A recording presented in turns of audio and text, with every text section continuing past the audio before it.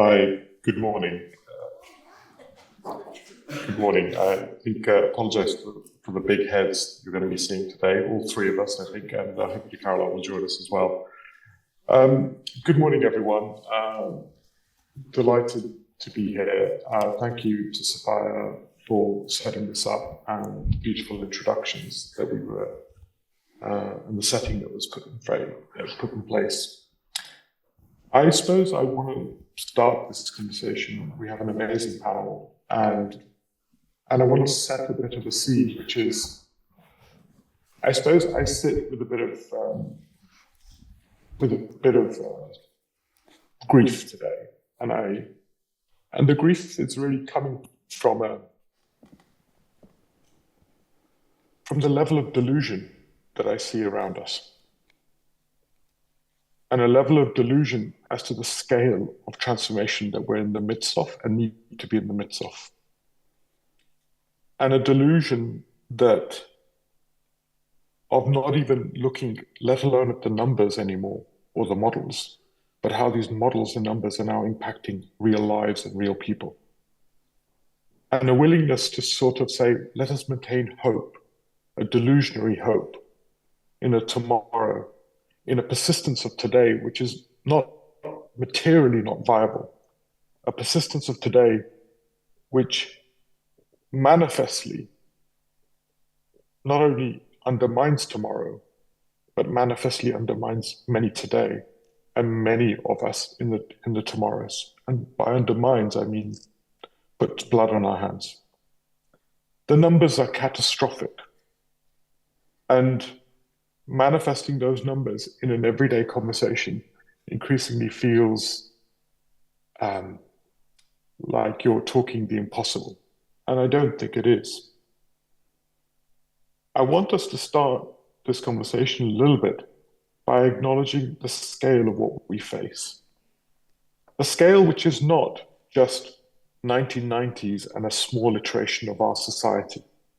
A scale that is going to transform everything around us. Our energy systems, our food systems, our ecological systems, our nutrients, our mineral economies, almost as large as the Industrial Revolution was. That is a scale of transformation that we're in the middle of. Yet often the conversations resolve at the level of tinkering. And these are just the manifest visual transformations that I'm talking about. But rooted in them is a much more structural transformation of how we imagine ourselves and how we imagine our relationship with the world and the planet around us. And without that deeper transformation that's rooted in the things that we don't even talk about, theories of property as a means of governance, theories of how we construct money at near infinite supply with no constraints as to the ecological drawing constraints that it operates in.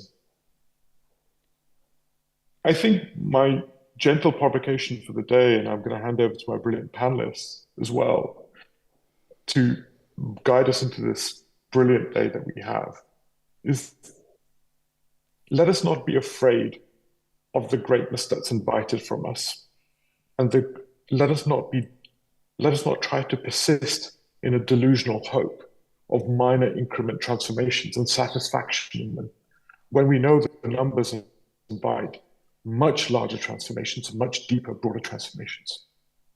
And as stewards of wealth, and many of us, if not all of us in some aspects, stewards of wealth and the privileges that we hold, we have been privileged to accumulate power, agency, largely in some ways, if we're really honest, at the externalization of those violences.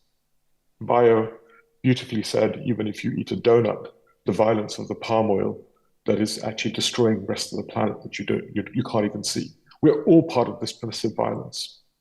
And this will require structural transformation in all of us and a journey that we must go through. And the choice we sit in is not a choice of cornflakes or Weetabix. The choice is between mutually assured thriving and mutually assured destruction. It's not a choice. For life wants to live. And my invitation to all of you as stewards of wealth, it is time to put wealth and this hoarding of 800 sort of 18 million years plus of hydrocarbon energy, which has been the source of much of our wealth, to actually the scale of the transformation that we face. With that, I said a little bit of an invitation. I'm going to come to you, Kirsten, to give us your thoughts as to how we should see the day, and give us a reflection for where you think wealth stewardship should be looking into the future. Thank you. Thanks, Indy. Hello, everybody. I do feel a little bit weird about being the only person sitting on the stage. If anyone feels like joining me to keep me company, please feel free to do that. I think the question that I am holding when I think and reflect about coming here and the title of this conference, what is wealth? Because I think my reflection to myself, my challenge to myself, and my challenge and reflection for all of you is, how are we defining what wealth is? I don't think that we're defining it in the inclusive, comprehensive, and profoundly planetary way in which we need to do so. And I don't mean planetary as an abstract construct. I mean planetary in terms of a home, a habitus, a context, the places of meaning, of love, of care that we came from, that we go to, and that the people we love live within. Which means wealth is whose, for whom, on behalf of whom. If I think about how we are thinking at the moment about how we deal with wealth, how we deal with financial resources, how we think about financing, and the equivalation of wealth is financial resource, we are doing status quo financing in everything, in banking, in insurance, investment, in asset management, even public financing, and even including public financing of some of the most extraordinary, ambitious transformation programs that an organization like the organization I work for, Climate Geek, is running. It's still status quo financing. And the irony is that the greatest risk we face is the status quo. So if we wish to transform ourselves, then we need to take risk to manage and to move away from that extraordinary exposure of where we are and our assumptions that doing what we know how to do well, but trying to expand it, as Indy was saying, a little, and make it sort of work on some of the substitutions that we think we are acquainted with, will be sufficient. And I'm very, very often in this sort of circumstance, and there'll be one or other person sitting here saying at some point in the discussion, we have the solutions, we just have to implement them. And I'm sitting there thinking, well, there's two really significant logical fallacies for me in that. We are us, humans, incredibly non-rational, messy, deeply, deeply different in our understandings of what matters, what we are, who we are, how we care for things. For we to do something requires a quantum leap in our ability to do something collectively. And one of the reflections, the key reflections on what Indy's describing in terms of where we are, we're on 2 degrees before 2040 and 3+ degrees by the end of the century. The we in those contexts is a very, very challenging we, because the longer this goes, the slower we continue to act to find us the status quo, the more we will have to work together. It's easy to work on the principle of self-regulation, 1,000 flowers, people will work it out, help communities all over the world do things, and the sum total of that will add up to something. You can do that when you're looking at long, slow, steady, manageable change. It's very hard to do that when you're looking at intense, deeply disruptive, massively uncertain change. That requires a consolidation of effort, a collectivization of effort, a solidarity that is pretty unprecedented. And you can see right now what happens is a forking. Either people go towards paralysis, to despair, to nihilism, to conflict, just fight for a parcel, for self-protection, Or there is an opportunity to go somewhere different, on determination, on self-organization, on collaboration. But it requires a collective effort of leaping across and leaping up that is genuinely unprecedented in our lifetimes at scale. It's not unprecedented in our neighborhoods. So there's this question of how do we apply fractal thinking to do something in a small context, in a larger context. And that then leads me to the question, come back to what is wealth and how are we thinking about financing? So if I am holding capital, if I am you holding capital, thinking about where to place it, how to place it, I am asking myself questions like, what does counterfactual financing look like? What if I don't finance the things that I believe are more certain, and I finance the things, everything, that stands against the certainty of collapse and of destabilization and breakthrough? It shifts your risk logic. If you need to take risk to manage the immense uncertainty, volatility, and kind of social tipping points for change that we are now in already, then how do you finance? What about phase transition financing? Think about the fact that we know that the DNA of a butterfly is in a caterpillar as it emerges. It's already there. It's an ontological shift that enables a caterpillar to metamorphosize into a butterfly. How could we apply that to ourselves? What's the ontological shift that we can be financing, that we can direct our wealth towards? And by that I mean our social capital, our intellectual capital, our financial capital, our collaboration capital, to create ontological shifts where instead of pursuing further and further the line of incremental project-based inevitability and exorability towards conflict, fragmentation, despair, polarization, we create the conditions for an ontological shift towards deep collaboration, towards collective intelligence, towards mobilization of multiple efforts in related directions for transformation. How would we do phase transition financing for our economic system?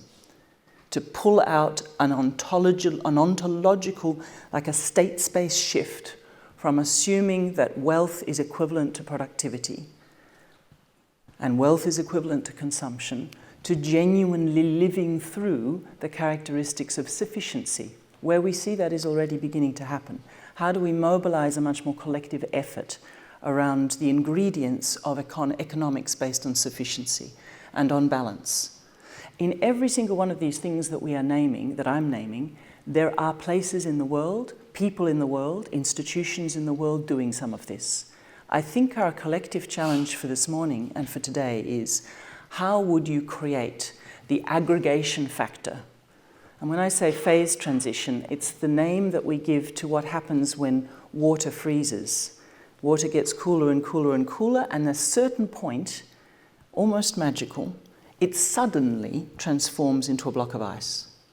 It's like when you drop sand from a beach, and if you get a bucket of sand and pour it into a pile, it forms a pile, and then suddenly it all just falls down. Those kind of moments of discontinuous shifts into a new state are what we need.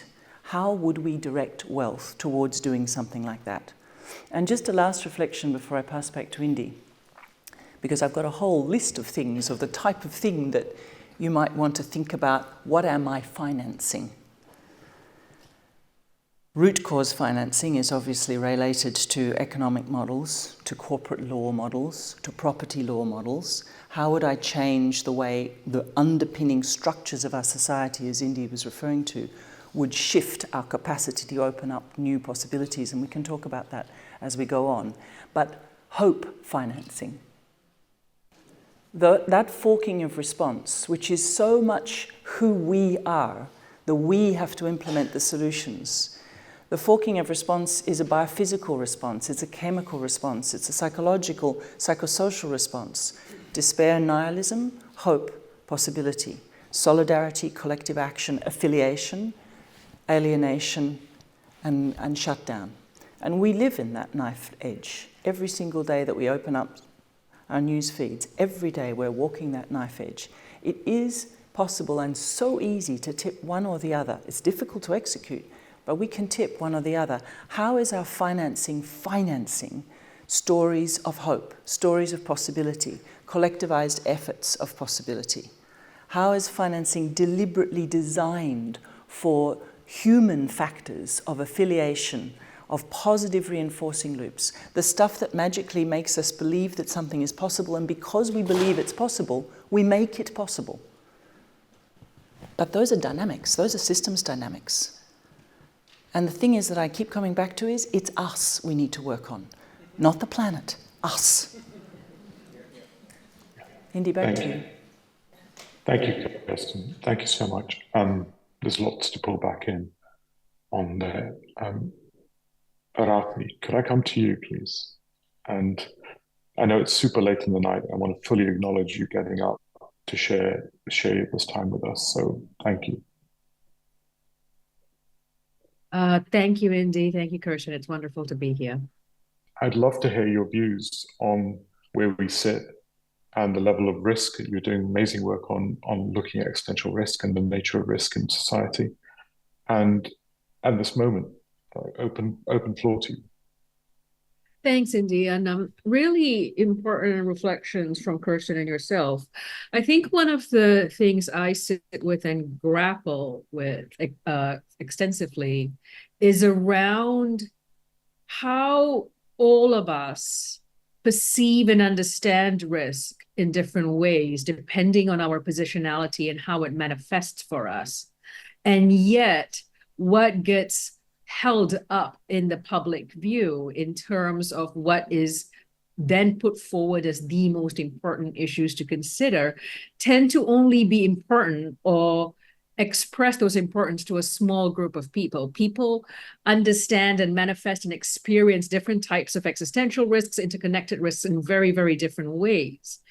And yet, what then gets put into risk governance models, which then frame things like financing and budget and wealth, tend to not focus on actually how is something being manifested in one part of the world with this particular group of people versus another part of the world with a different group of people. So let me give a short example of what I mean there.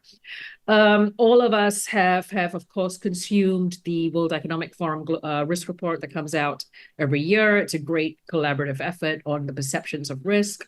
This year, and I myself have consumed it quite incredibly. This year, I noticed that number 2 of the top 10 risks was on biodiversity loss, and I thought that was really interesting. And it's not to, and I was like, well, is it for number 2? Because in a lot, and it's not to negate or to say one is more important than the other. But then when you think about it, a lot of the spaces I work in, actually the things that are really fundamentally transforming and violently impacting on people's lives are not necessarily biodiversity loss. It's things like heat, things like fertilizer shortage, which is preventing the ability to for agricultural production, which then threatens people's livelihoods, which are already impacted by things like conflicts and wars and supply chain shortages and shipping routes. And why this matters in terms of risk and wealth is if we only keep putting forward these aggregated perceptions of how risky something is or what the greatest threat of our time is, as it is perceived by a small group of people. It's about 1,500 people, by the way, that participate in the survey for the WEF risk report.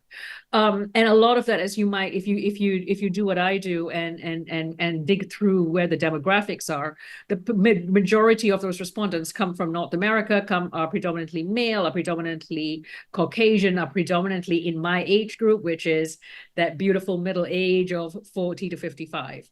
So we see the world in a particular way. We talked about privilege earlier this morning. Why this matters is because when things get put forward on a global platform as truth, it gets accepted as truth, and then it gets funded as truth.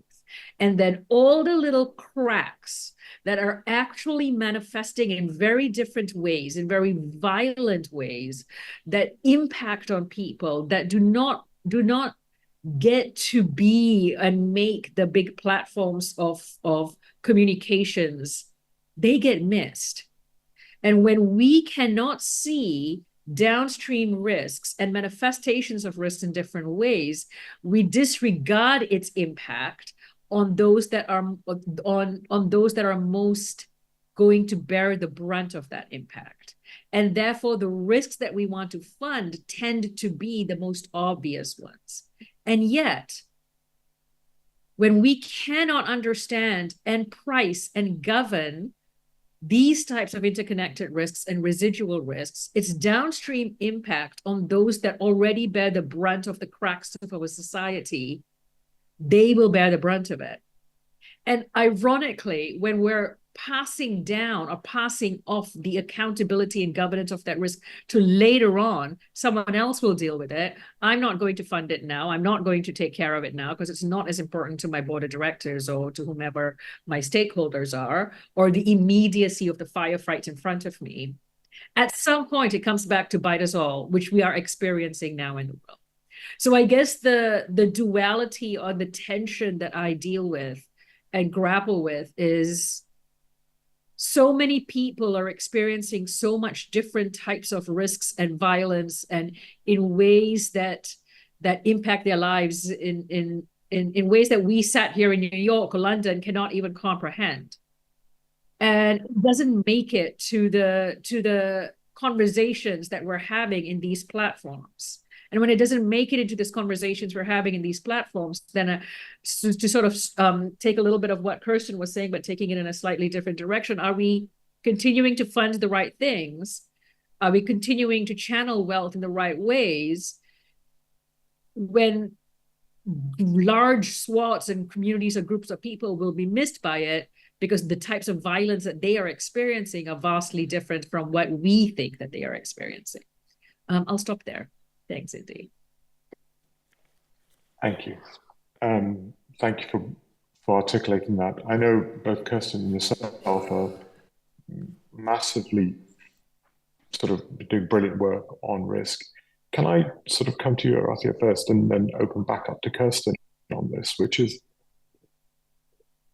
one of my biggest concerns right now on risk is we talk about risk often, actually, but actually the conversion of that risk into the institutional logics, i.e. the crystallization of the reality of that risk onto our thesis of assets that we think we own or the risks to our missions that we hold.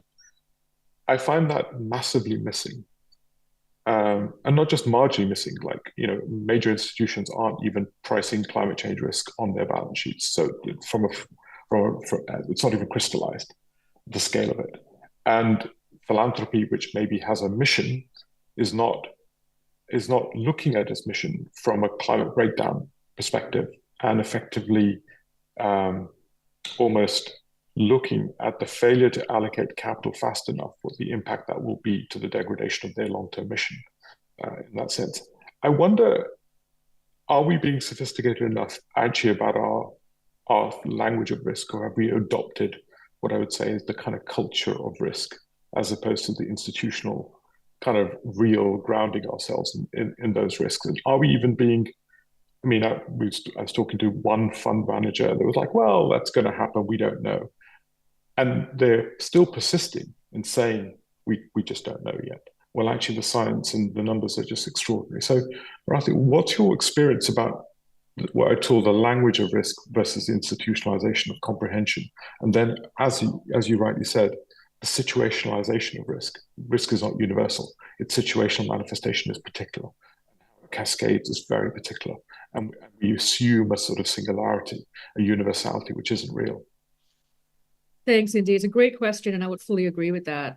What I see in my work, and I work a lot in the multilateral system and with different governments, is exactly that.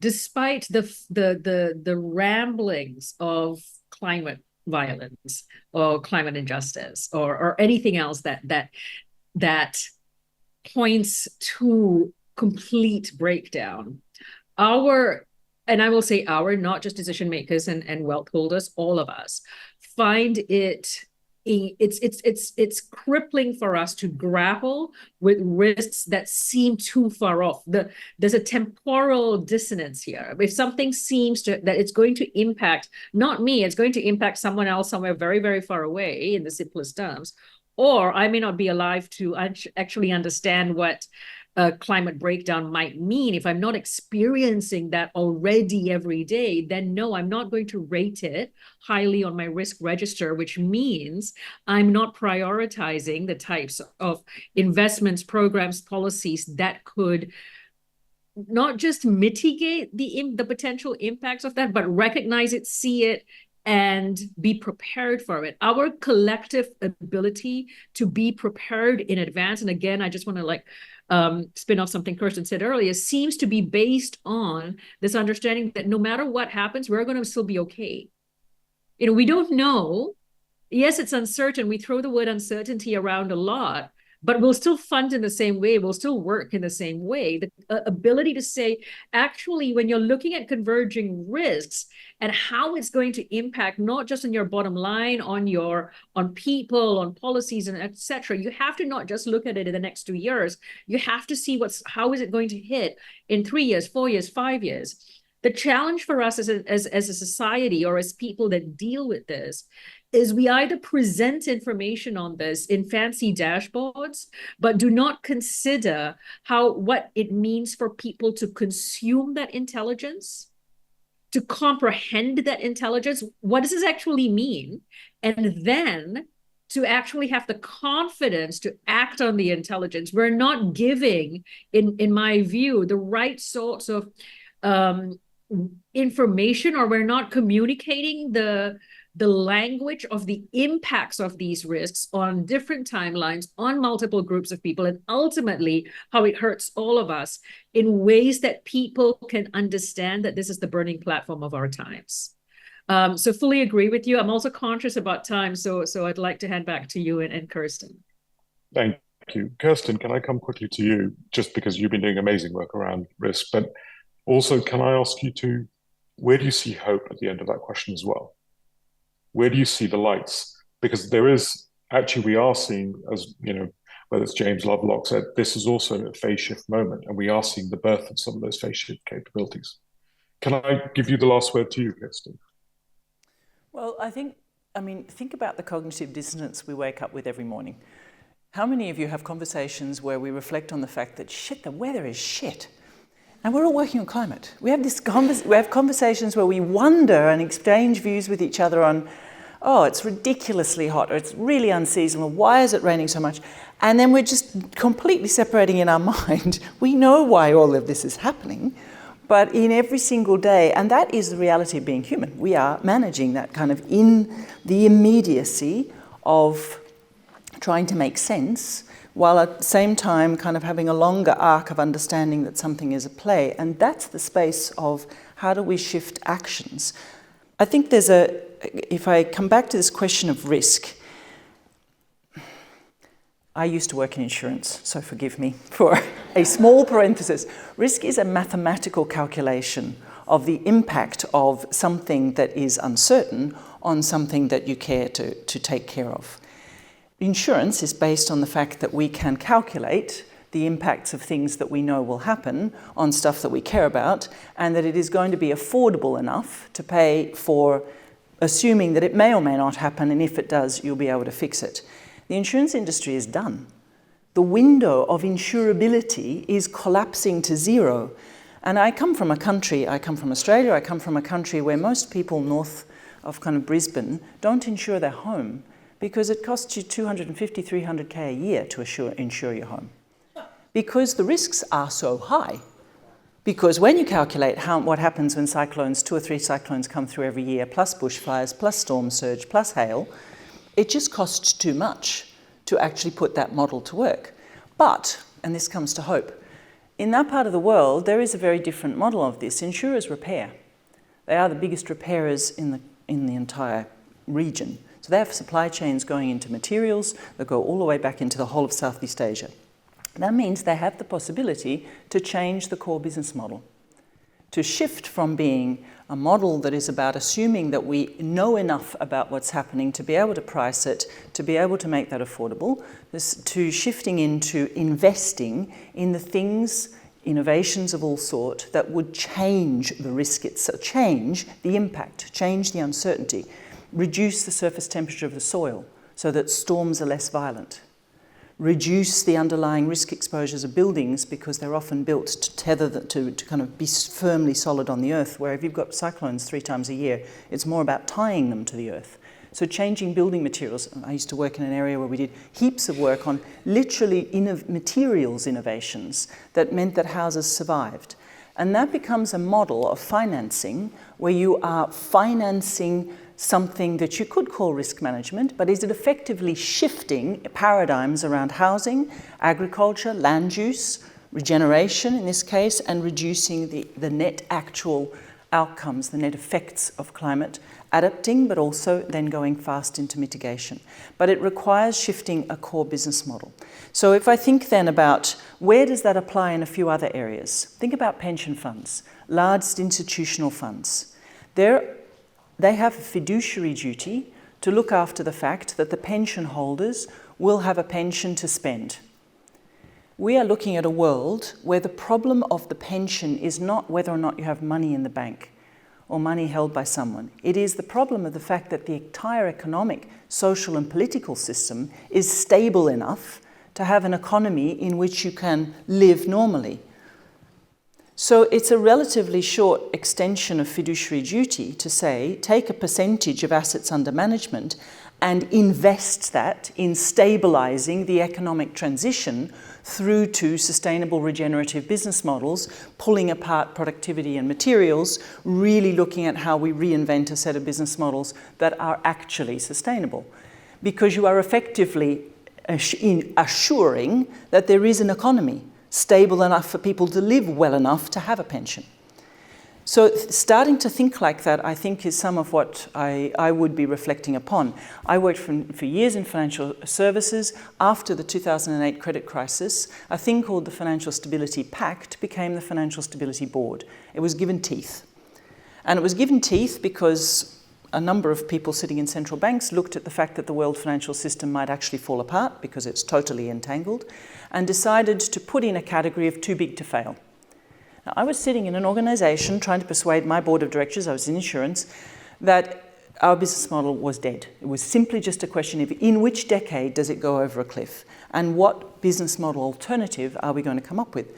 When the Financial Stability Board introduced the idea that there were institutions, one of them was the one I was working in, that were too systemically important to fail, I got a call. They were like, sorry, that stuff you've been talking about, that strategic risk, systemic risk stuff, what do we have to do? And all of a sudden I was in a conversation about strategic risk, which was not a conversation about how do we understand the risk. It was a conversation about how do we invest in the innovations in a deliberate, designed, structured way that would enable us to pivot the entire business model out of what we're in and into something inherently more resilient and more structurally transformative. You've suddenly opened up the door. Now, what if we said to ourselves in 2024, we've breached the 1.5 limit already in 1 year and now another year coming? What if we said there are systems, food systems, water systems, that are too systemically important not to transform? And we run it into the rails of our institutional systems. Because that cognitive dissonance, where we wake up every morning and comment to each other over coffee that the weather's strange, knowing that we're working on the problem that explains why the weather is not just strange, it's the entire planet is changing, that cognitive dissonance can be addressed if we wire into the things that make us behave the way we behave without even thinking about it, something that affects a structural difference. And finance is the most powerful implement for doing that. One of the most powerful, let me not exaggerate. What's in our minds and our hearts is more powerful. And then that comes down to this notion of how do we think about reconfiguring our understanding, not of risk, but of radical uncertainty. Because we're not actually talking about risk. What we are facing is not something that we know enough about to be able to realistically, mathematically manage it. We are talking about profound radical uncertainty, where things that are, and this is why I was talking about how do you finance human capabilities, designed for discontinuity, design for complexity, design for humans. How do we finance the things that humans are very, very good at bringing to the problem of uncertainty, which is our capacity to learn? Learn by doing, learn together, and learn from multiple experiences. So through deep systemic collaborations amongst many of us trying the many different localized experiences that we were talking about before. That, for the shape of financing, starts to open up a set of different possibilities. So Yindi, you were asking about hope. I think there are examples in the world where there are extraordinary possibilities of hope. Do you want me to stop? I think we're running out of time, yes. but I firstly just thank you, Kirsten, Arathia, for bringing this all to the table. Now, with the audience, everyone here, I also want to acknowledge that this has been a panel which has actually, yes, asked us to sort of look at the delusions we're facing. You've got a whole day. I also want to close on this point that the invitation to look at the delusions is not an invitation to diminish us. It's actually an invitation for our greatness. It's an invitation to be extraordinary, which is the invitation of our generation. We will not make it unless we're able to move outside that.